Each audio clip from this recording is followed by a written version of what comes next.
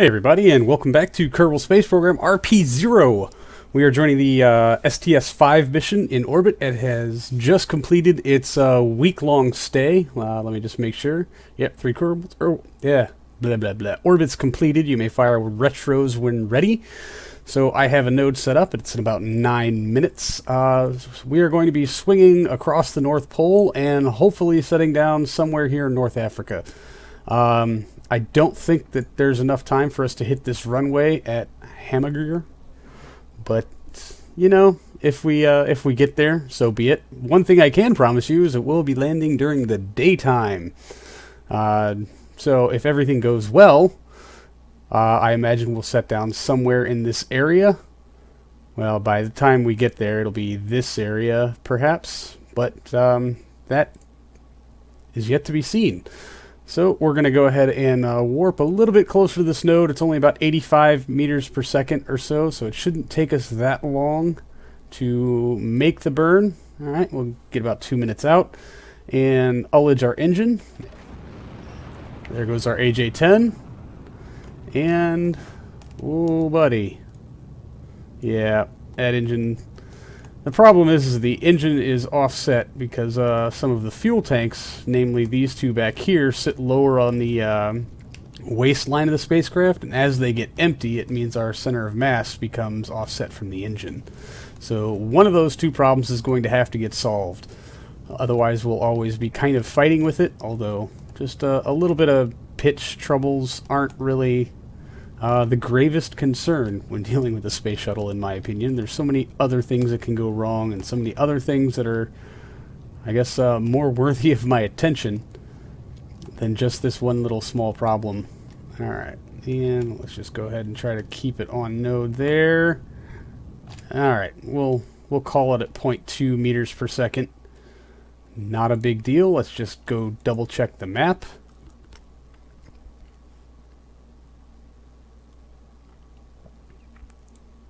Alright, so that's where we are now. This is our course. That, of course, right above us is the tank from the track from the EFT, which will not come down.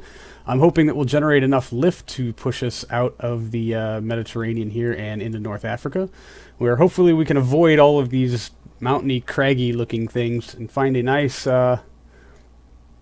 flat space to touch down. We'll concentrate more on trying to find a runway as we get better at these landing thingies. So we're going to toggle in our soil moisture sensor array, or not. Can we, what? Toggle array. There we go. You say we're not landing with that thing deployed. That will not work. All right, and we'll go ahead and close up our cargo bay. Now the other thing we need to do is vent some fuel into space here. So we're going to come down here and yeah, liquid hydrogen. Let's bring up the tanks where those are, and we only have the one. We're going to dump it.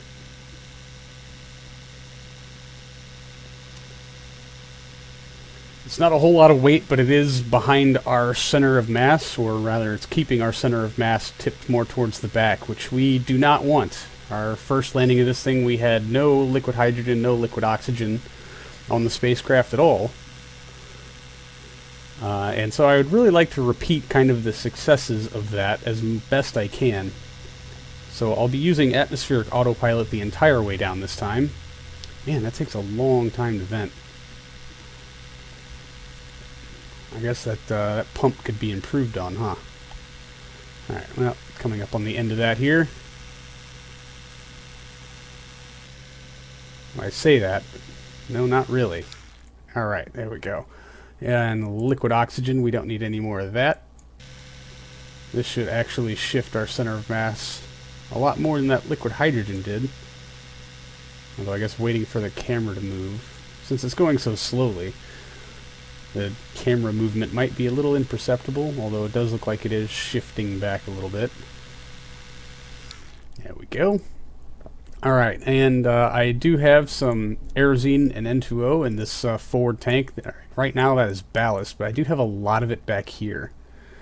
Oh, actually, while I'm thinking about it, I don't think I locked this itty-bitty little tank in here. Oh, I did. Good for me. Close. So we're going to use as much of those thruster power as we can. I guess I'll go ahead and close that. What's our electric charge looking like? Alright, we are showing a drain, but batteries are full, so we're going to go ahead and pull in these panels. I don't think we're going to need them. We'll just revert to battery power only for the duration of this reentry. There we go. And I'm also going to turn off the gimbal on these J2s, because they're going to be wiggling around a whole lot with the use of atmospheric autopilot, so I would rather just not have to deal with them, to be very honest. Alright, so let's we need to spin round and nose up a bit so that we can get the rated side faced in for reentry. No, I spun that the wrong way, didn't I? Good for me. Yeah.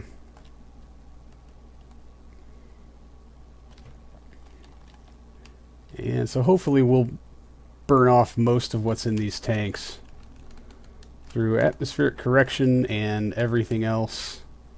As we start to get a little lower in the atmosphere, I may vent the fuel from those two tanks. Here's hoping anyway.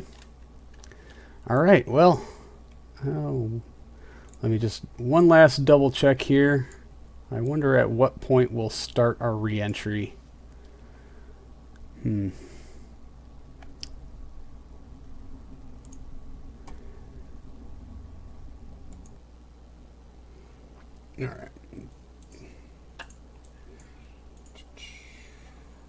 Yeah, those are locked and good.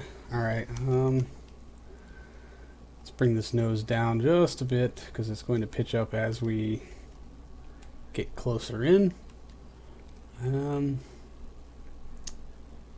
What am I? Yeah. No, keep the nose down. Alright. Where is my resource manager tab? There we go. Alright.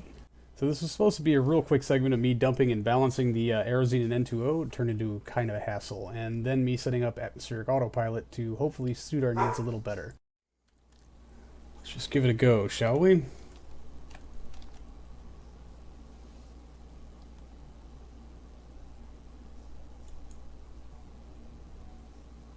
Let's see whereabouts we are at. Alright, well, we're going to arc across the North Pole. That'll be fun. And hopefully make it down somewhere over here, provided we can get enough lift under these wings. Well, we will disable SAS, as I've been instructed to do when using autopilot, atmospheric autopilot manager. Oh, we're going to have to pitch way down. Well, there's our thunk of atmosphere. So we'll just get our heading dialed in here. That looks about right. And hit the master switch. And in we go. So this turned out to be a rather long, tedious descent, in which I did have commentary about those things exploding there, but ultimately it made the video entirely too long. So this is where we're ending up with, is a lot of sped up footage of me just flying straight and hoping for the best. Just real quick check while I can. Yeah, looks like we're coming down across France and into Spain. Oh man, if I had just selected that as the active landing site, we might actually be a dead hit on that one. That'd make me kind of mad. Alright, pay attention. Alright, atmospheric autopilot, do your thing. Oh, how naive I was. All those impending heat warnings made me keep pitching up, which meant we kept just skipping through the atmosphere, slowly shooting way past anywhere we had ever intended to go. It's right about here I realized this. I can't believe, after all of this, we've still only bled off about 4 kilometers a second from our orbital speed.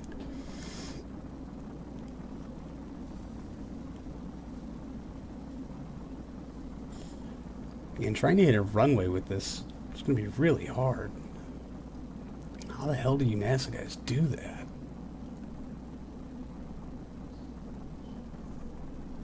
Especially with something that flies like a brick. Oh.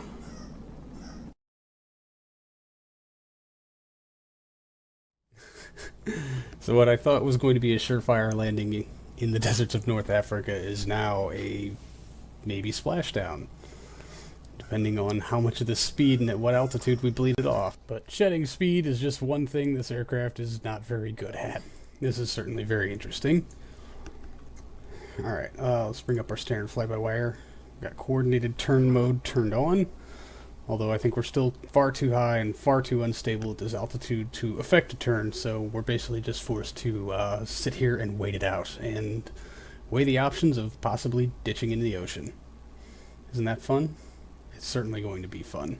But we're just going to hold our heading and hope for the best, although there's nothing in front of us. The next landmass we'll hit is Antarctica, and I surely don't think we're going to make it that far. Not on a glide slope, anyway. You never know. I doubt it. No, we're certainly not going to make it that far. Our best bet would probably be to turn inward. I don't think we're going to make even that far. If we could turn around sometime soon, we'd stand a small chance of getting back to the coastline here. I don't see it happening.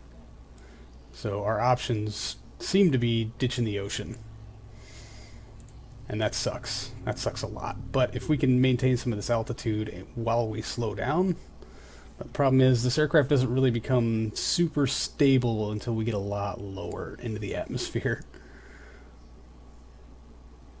And that kind of sucks. But we don't want to go lower yet, not at this speed. We still need to slow way the hell down. So I guess that's what we're going to do. Well, we are in shoot flaring territory now. About to cross into the Mach 2 range. So we're just going to kind of point our nose a little bit down here. Alright, we are not locked out of roll. So we're going to try to make a turn and see how well that bodes for us. So far so good. I'm duly impressed. We're maintaining good altitude. We're still above Mach 1.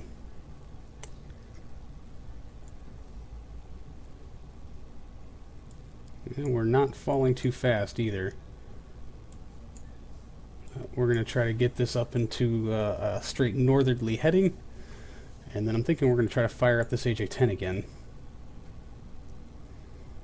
And see if we can't give ourselves a nice little oomph. Maybe it'll be enough to get back to shore. It'd be nice, but I think the plan right now is to ditch into the ocean, which sucks. I really wanted to try to land this thing during the daylight. So we rounded out our turn, fired up our engine, did some fuel unlocking, and then tried desperately to leverage altitude and speed to get us back to shore. Way to go, Yegor. Look at how terrified Bob and Nina are. Yeah, you're pretty scared too. I shouldn't hold this against you.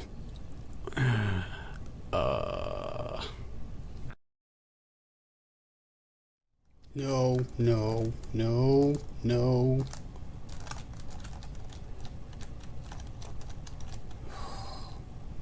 Oh boy, that was close. Come on, roll out, roll out. There you go. Good job. Okay. Sorry, my bad. Whew. Alright, well, that was interesting. So we'll fire the AJ-10 one more time, coast up, and then fire it again, and coast up, and then we'll start our long, easy descent. Yeah, we'll be ditching in the ocean here shortly. So what we're going to do is get rid of the rest of our fuel.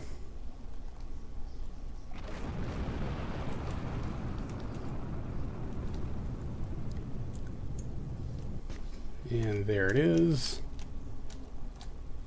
Easy, easy, easy. Open. Alright, and we're going to create a separate stage for our parachutes here. Try to get them out as... I don't know. We need to slow down a lot more. We're pretty much already balancing on our stall speed. Don't need you anymore. Oh, man, what a disappointment.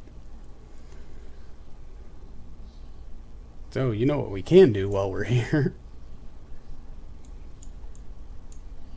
Oh, I think we lost our atmospheric experiment. Nope, there it is. I just couldn't see it. Run analysis. Keep data.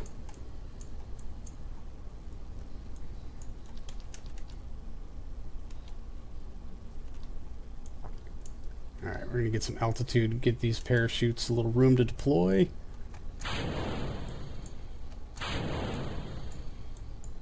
Alright. Won't deploy while we're going up, that's fine. We'll be going down very soon. Here they go.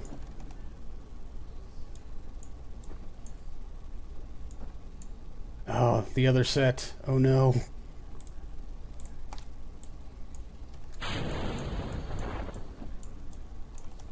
Yeah, we're probably going to lose some engines again.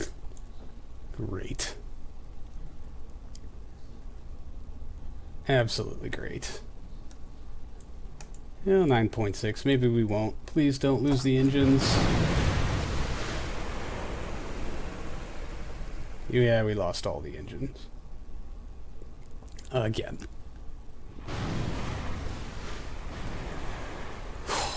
Alright, well, we'll turn off our atmospheric autopilot, disable the master switch, and deploy the rescue choppers.